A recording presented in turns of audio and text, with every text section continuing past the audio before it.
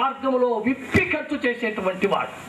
మరి ఈనాడు ముస్లింలు గమనించండి, రంజాను మాసం వస్తూ ఉంది అంటానే మా పెద్ద ఒక ధనవంతుడు ఉన్నాడు మా ప్రదేశంలో. రంజాను నెల వస్తూ ఉంది అంటే కొత్త బిల్డింగ్ ప్రారంభం చేస్తాడు, కట్టడం మొదలు పెడతాడు. ఏమయ్యా అంటే, మీకు తెల్లా రంజాన్ నెల వస్తే ఎవరి దగ్గర ఇంట్లో డబ్బు ఉందో వాళ్ళు జకాతు ఇవ్వాలి.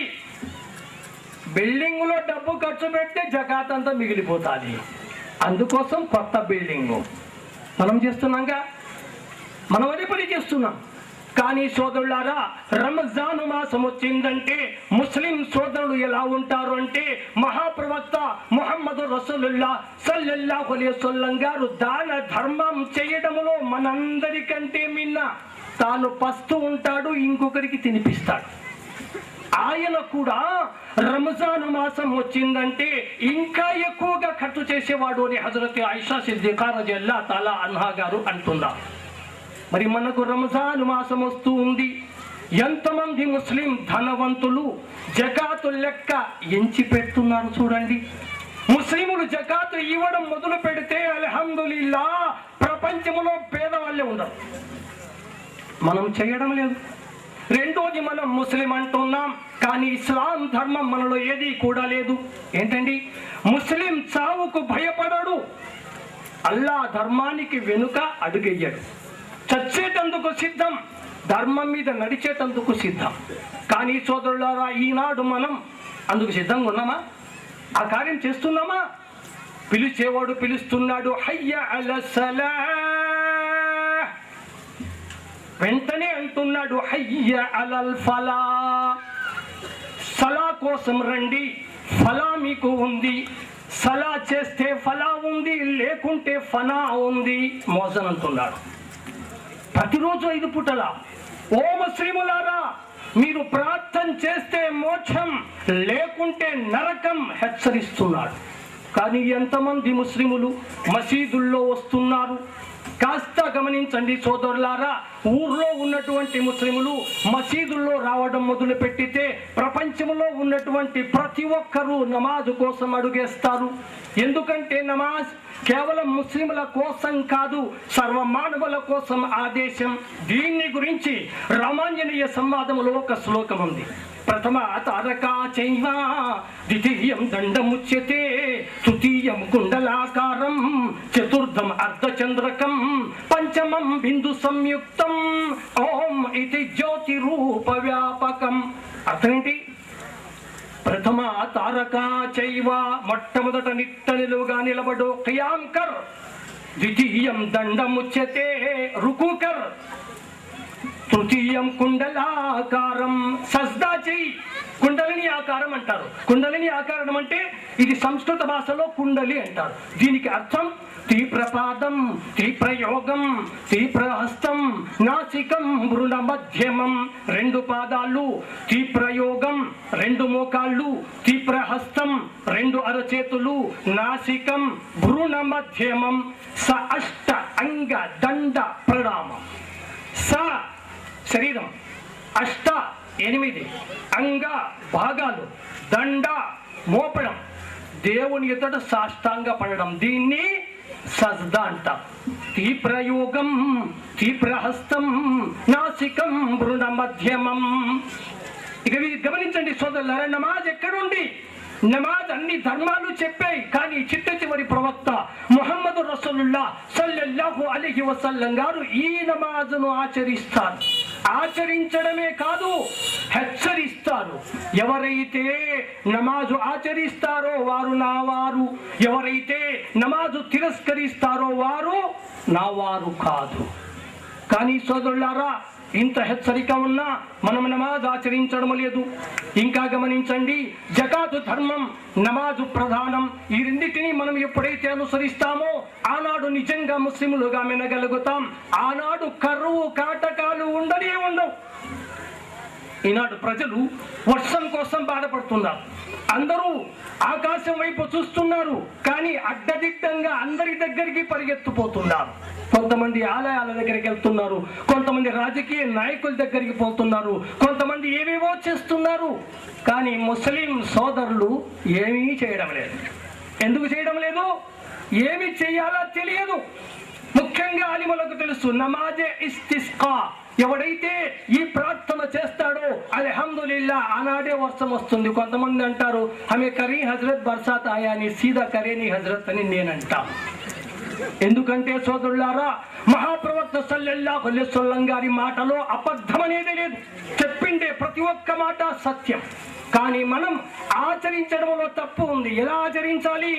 నమాజు చదువును వెళ్ళేదానికి ముందు దాన ధర్మాలు చెయ్యాలి, పశువులకు పక్షులకు దానాలు ఇవ్వాలి, మార్గములో దైవ స్తోత్రం చేస్తూ పోవాలి, తమ పాపాల క్షమాపణ కోరుకోవాలి, అల్లాను వర్షం ఇమ్మని వేడుకోవాలి. ఎన్నింట్లో భద్రంగా ఉంటాయి, 60 అల్లా వర్షాద్దేటే చాపు అంటాడు ఆయన. ఎందుకంటే సోదరులారా, మనము చేసేటువంటి ప్రార్థన అల్లా మెచ్చింది కాదు, మహాప్రవక్త చేసింది కాదు. కాబట్టి ఈ కష్టం. అందుకని అల్హమ్దులిల్లా ఈనాటి నుండి మనం సత్యమైన నమాజును తెలుసుకోవాలి. సత్యమైన నమాజ్ ఏంటండి? మహాప్రవక్త గారు సలాతు ఎలా చేశారు హదీస్ ధర్మం చెప్తుంది. మహాప్రవక్త సల్లల్లాహు అలైహి వసల్లం గారు అన్నారు, సల్లు కమా రఅయ్తుమూని ఉసల్లి.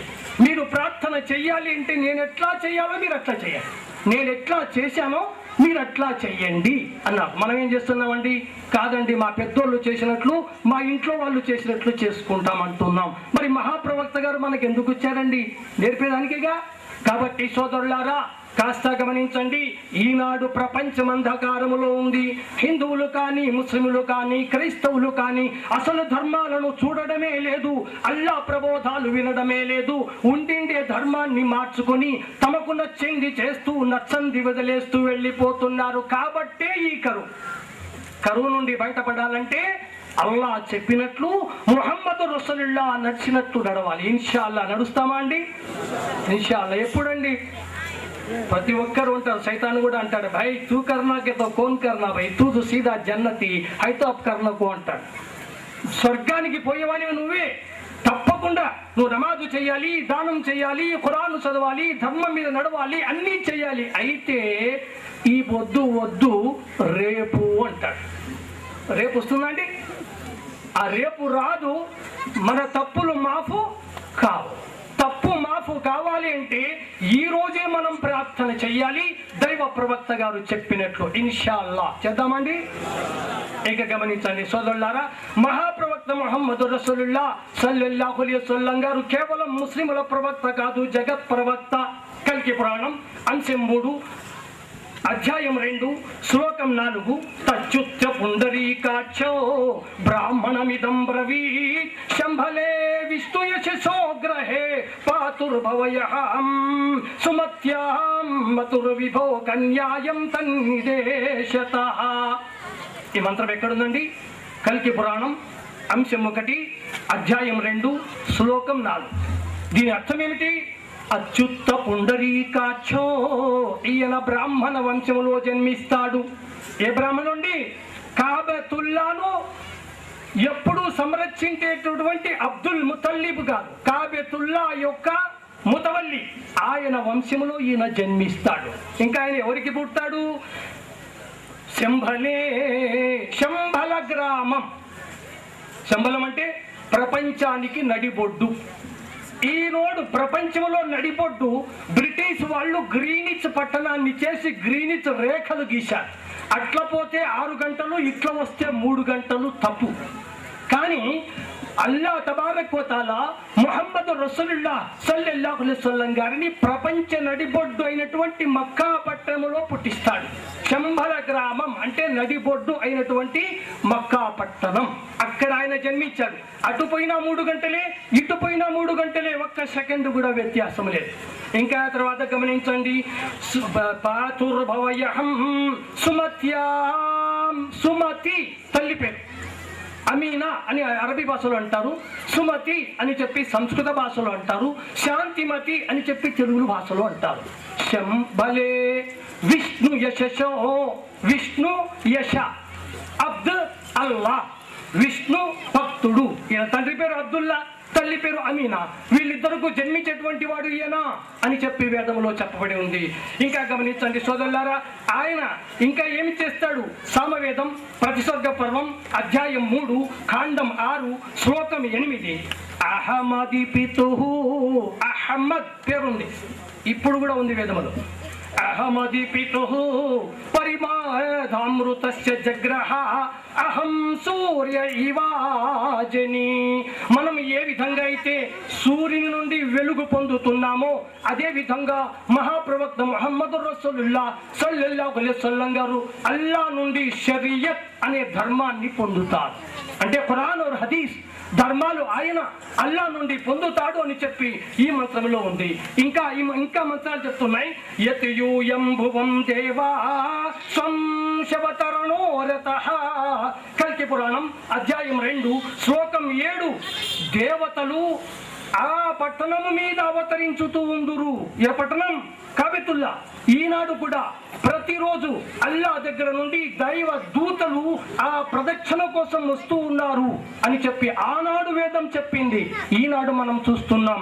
ఇంకా గమనించండి సోదరులారా, సంకల్పం సిద్ధం శ్లోకే సహస్ర శతాధికం సర్వశాస్త్రార్థ తత్వానాం సారం శృతి మనోహరం. కల్కి పురాణం అంశం 3 అధ్యాయం 21 శ్లోకం 28. ఈ మంత్రం ఏం చెప్తుంది?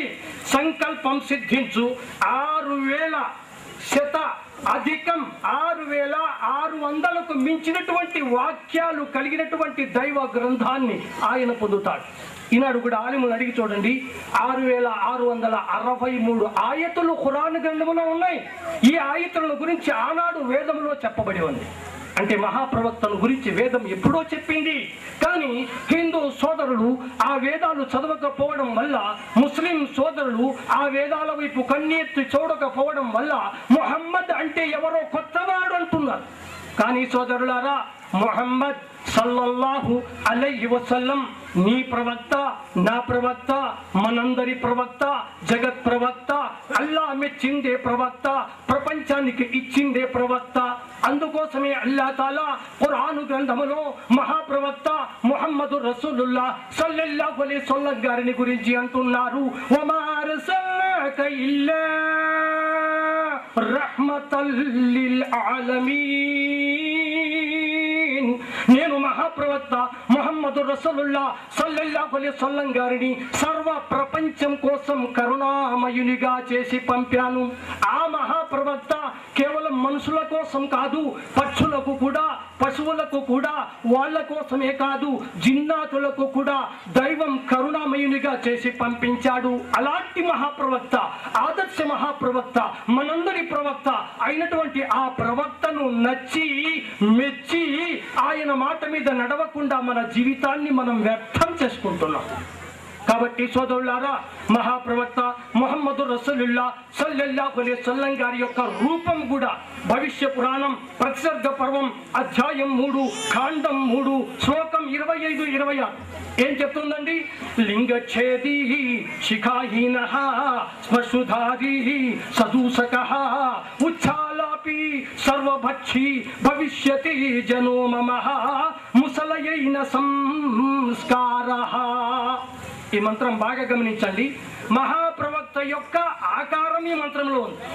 లింగఛేది సున్నతి పొంది ఉన్నటువంటి వాడు, శిఖాహీన కొప్పు కత్తిరించి గిర్ద పెంచుకున్నటువంటి వాడు. పూర్వకాలంలో స్త్రీలు పురుషులు ఇద్దరు కూడా కొప్పు పెంచేటువంటి వాళ్ళు. ఆడవాళ్ళైతే జడలు వేసుకునేటువంటి వాళ్ళు, మగవాళ్ళైతే కొప్పు పెంచేటువంటి వాళ్ళు. కానీ అరబస్తాన్ మైదానంలో మగవాళ్ళు కూడా జడలు వేసుకునేవాళ్ళు ఆ కాలంలో.